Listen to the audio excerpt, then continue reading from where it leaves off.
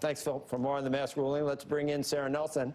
It's International President of the Association of Flight Attendants, representing nearly 50,000 flight attendants at 20 airlines. So, Sara, one thing Phil said, and I'm trying to glean from your notes, I don't know where you stand, I don't know if it matters where you stand, but passengers were cheering, and Phil said a lot of crews were cheering. Where you were, was it like everything else in this country? There were half of the crew was cheering, and the other half was booing? Were most flight attendants happy or sad that the mask mandate was lifted for airplanes?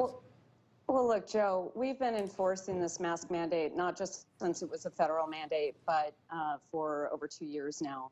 And we put that in place. Let's not forget that the airlines put that in place without any support from the federal government because we needed people to understand that they could be safe flying on the plane. Now, we've had certain mitigation factors since then, of course, the vaccine, more access to proper PPE, more access to testing. But, you know, on a plane, you have to have the spirit that we're all in this together. Everybody has to practically undress in order to show that they're not a security threat or give, you know, extensive data to the government so they can assess that before you go through those security checkpoints. And you have to wear your seatbelt. It's not just about you. It's about protecting everyone around you because you can be thrown around and fall down on them. The same idea. The only reason that this has been an issue is because it was so politicized. So I want to be really clear. You asked me the question, where do we stand? We did not take a position on extending the mask mandate. And the reason for that is because you're right.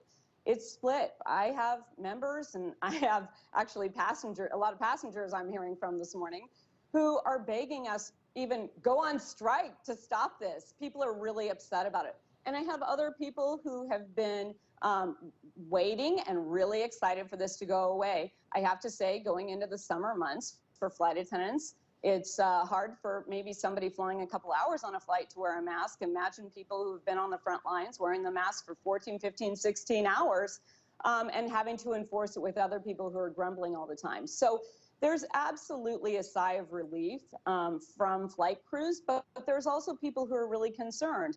People who are immunocompromised, people who are taking care of kids who are under the age of 5 at home and haven't had access to the vaccine yet.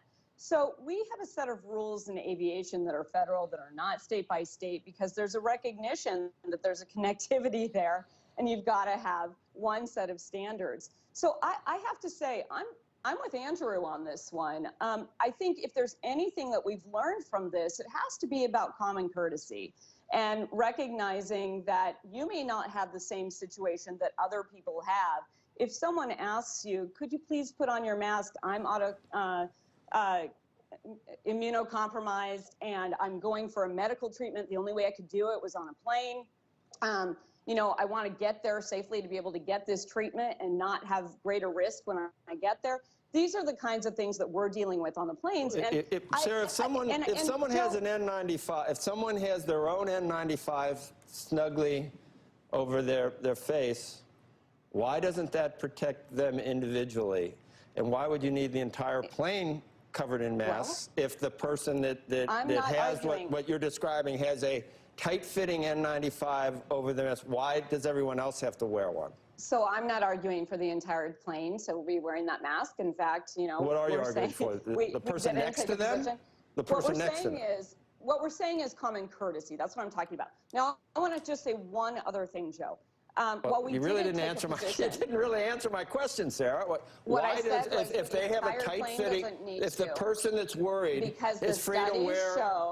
Because the studies show that the people directly around you, if you're both wearing a mask, there is a higher level of protection. So it gets through the N95. That's all I'm saying. That doesn't work for the individual wearing the that doesn't work? What I'm saying is, okay, maybe if they wear it the entire flight, they're looking forward, they're, you know, not adjusting that at all.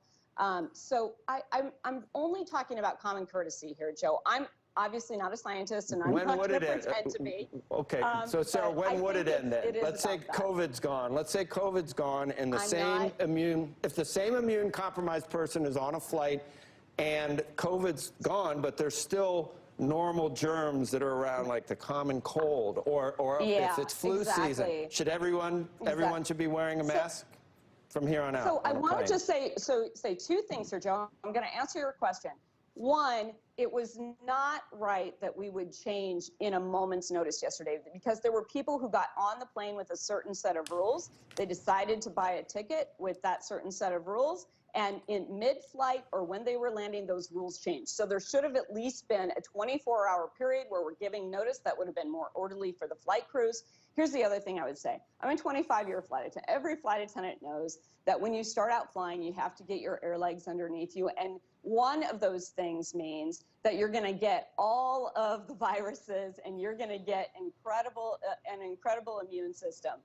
So the idea that people would say, I'm going to go on an airplane sick, is pretty offensive to me. That's my workplace. And so you're bringing that, and you have a greater risk that I'm going to be subject to your germs if you knowingly do that. And so I'm just talking about common courtesy here. I'm not talking about extending the mask policy or anything about this. I think Andrew's point about what have we learned during this time about how we're just thinking about each other. And I think that what we have learned is that there are some people who have decided that this is a political hot button to keep us divided and keep us thinking that we're at odds with each other, when in fact, actually my experience as a flight attendant, I think most flight attendants would tell you, the vast majority of people come to the door of our aircraft with a desire to have a safe, uneventful flight, and are also very courteous and thoughtful about other people. It is only a small handful of people who cause problems. Now, I'm not saying you not wanting to wear a mask is causing problems, but I'm saying, just as a general rule, we're in a common space here together. You're traveling through the air in a metal tube. You can't get out and walk away. You don't have that choice. And so I think it is important that we think about each other and just, consider what other people are telling us. Sarah, you are describing a world where you always have a mask along with you. I want to be very clear. I am not. Yes, you are. I am not, because the airlines have masks, and so you can ask for those if you'd like. There's plenty of people that there are incubation periods for a lot of different germs, a lot of different flus, colds, where you don't even know that you have it. So you basically, if you're ever sick, you either shouldn't get on a plane. You keep interrupting. If you're ever sick, you either shouldn't get on a plane, or you're going to need a mask in reserve. Or if you ever even feel something coming on, you better have a mask in reserve. I don't see a world. I don't see the United States as a place where... Why shouldn't we? We should always have a mask with us. Okay, then that would take a Or the airline should have a mask in the plane and say, you're coughing all over the place, here's a mask. What if you're totally, they have no symptoms? Do you know this? If you have no symptoms and it's an incubation period. Look, there's going to be times you don't know, but to the extent you know, if you know. So I have to tell you, before coronavirus, this is actually one of the things that flight attendants would have to deal with that was an area of conflict. We would have what Andrew is describing, where someone's on the plane, they're coughing all over the place. Everyone is very uncomfortable. We do have masks on the plane. We had them before, extra masks. We had them before coronavirus. And in many cases, flight crew would go up to that person and say, excuse me, would you please wear this mask? Right. And so, this is an issue from before coronavirus, and this is not about extending this mask policy. It's more about how we're recognizing that we're looking out for each other and not bringing our own problems or viruses to other people, knowingly. Okay. Right. It's in practice, I understand common courtesy. In reality, I don't see a masked country for the next 10 years in the United States. That's not what we're talking about. Let's be really clear. It's a slippery, I don't see how you can, it's either all or nothing, because you never know who you're next to, what their immune system, and we all do have immune systems, some of them not as good as others, but I've had colds, I've had flus, I understand how that works. If you have a flu or cold and you got to get on a plane, if you're going to go and you know it, then you should put a